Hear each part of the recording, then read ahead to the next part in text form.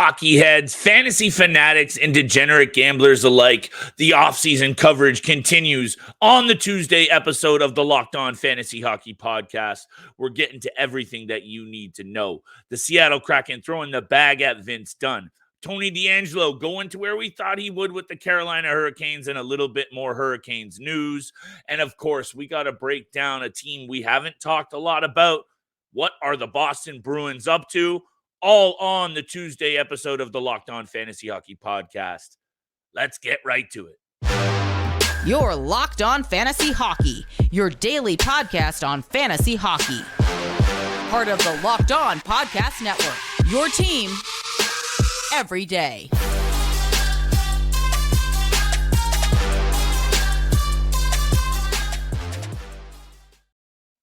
What is going on, everybody, and welcome back inside the lab. It is the Locked On Fantasy Hockey Podcast with your boy Big Flip Livingstone here for a Tuesday episode. I'm all by myself once again, and thank you for riding with us every single day throughout the offseason and making us your first listen every single day.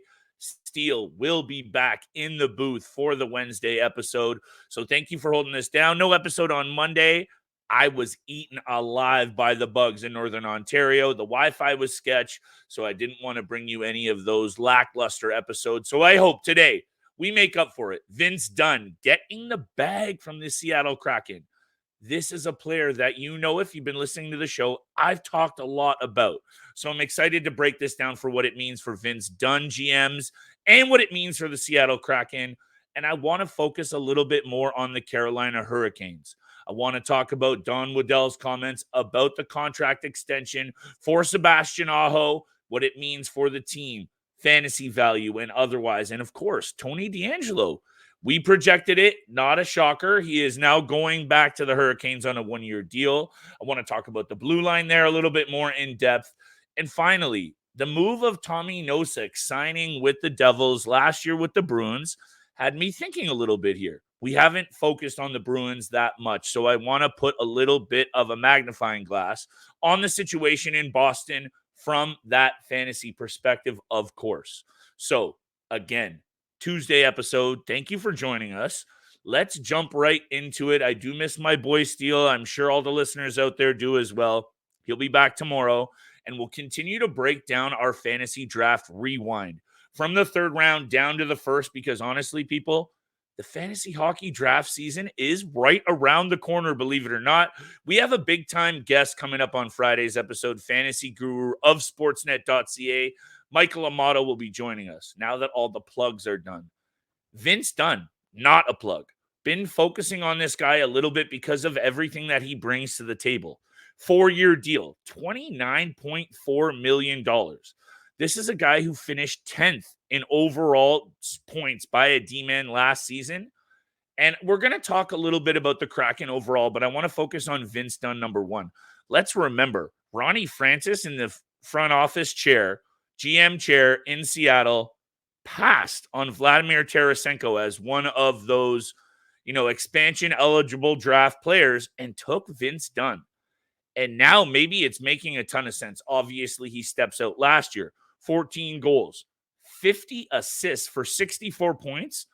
But I think what impresses me the most, aside from being in a really great situation in Seattle overall, is Vince Dunn's ability to really bring it at kind of not every single angle of the ice, because he doesn't really play a ton of power play, but I just really love his game. And 149 shots on goal last season. He's plus 28. He brings the PIMS, 55. He can get a little nasty at times. The ice time, his career average is 19. Last year, he almost logged 24 minutes a night in ice time. This is his blue line to command, and that's the first point I wanted to get off about Vince Dunn. I love what's going on in Seattle. Alexiak, Larson, Borgen, even Dumoulin now, Justin Schultz. Very balanced.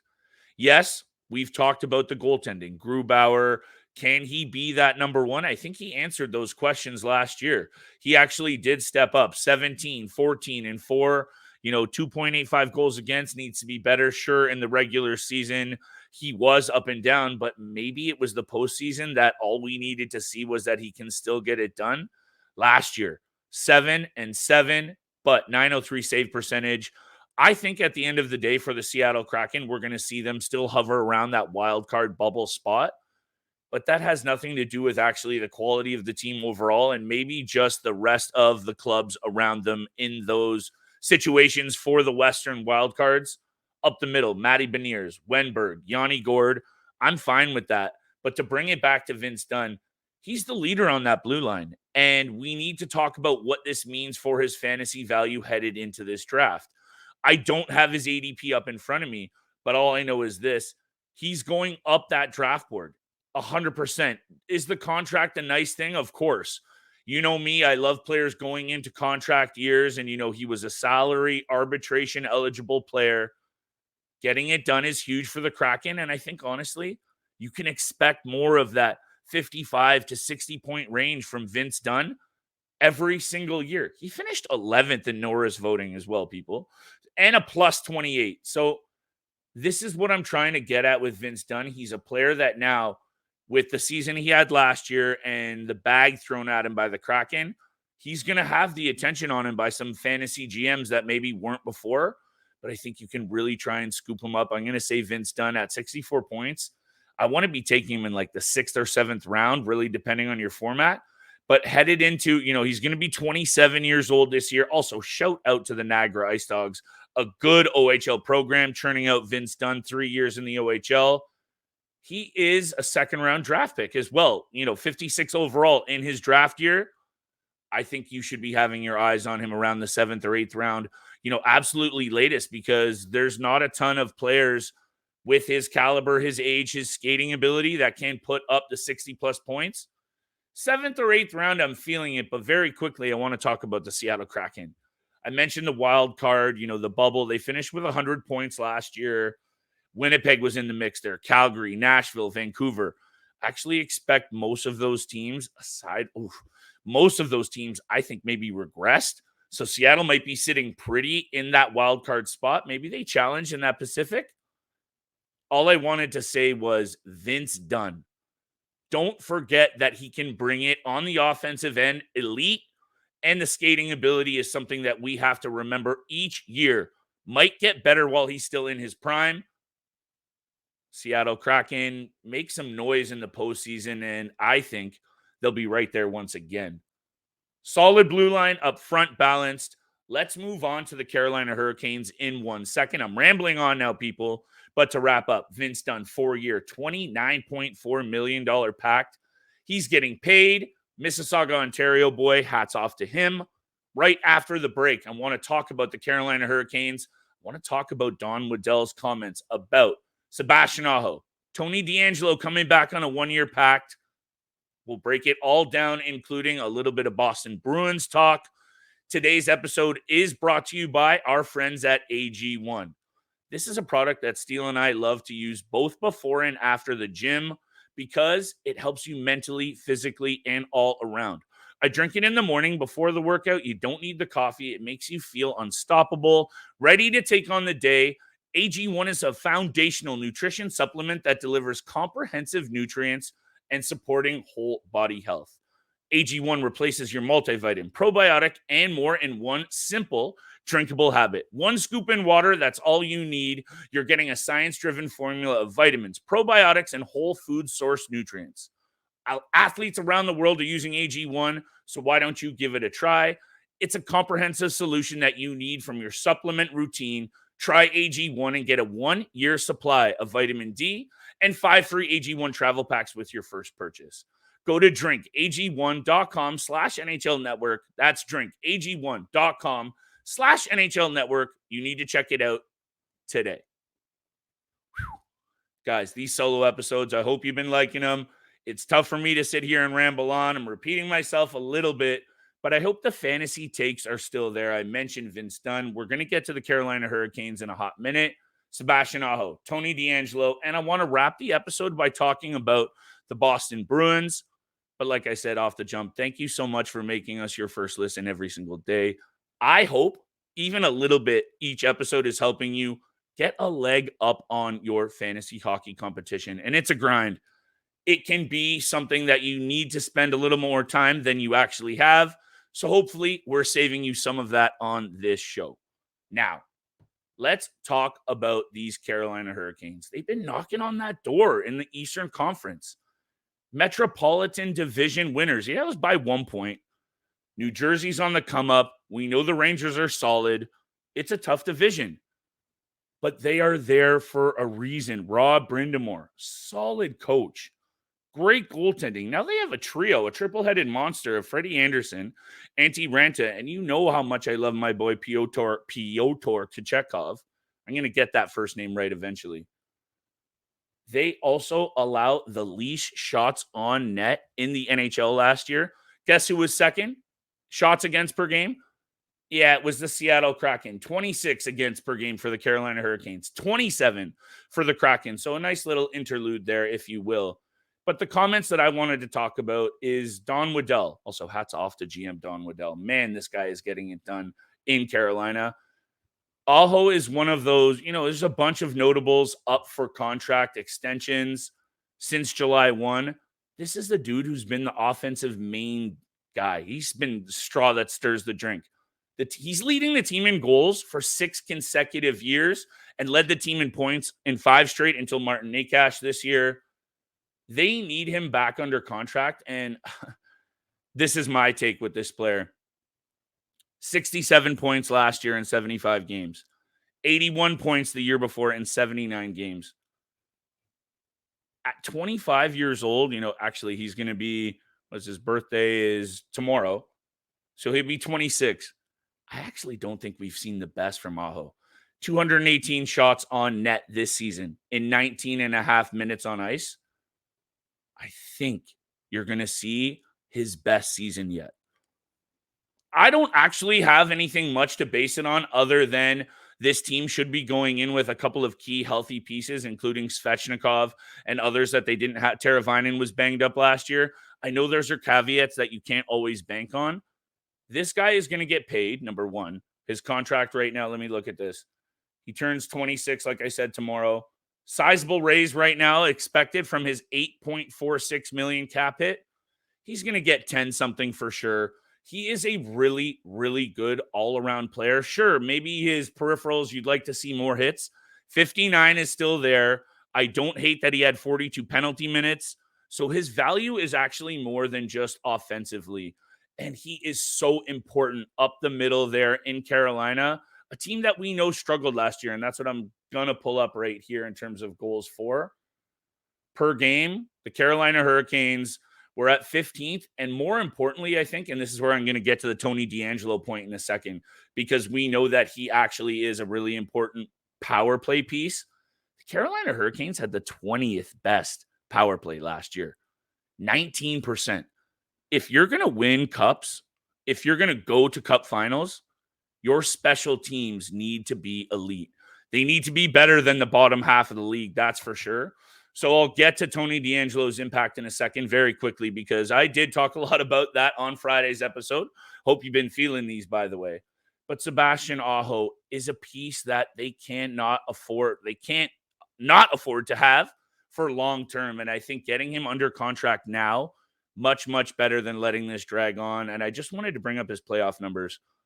In 63 career playoff games, he's got 58 points.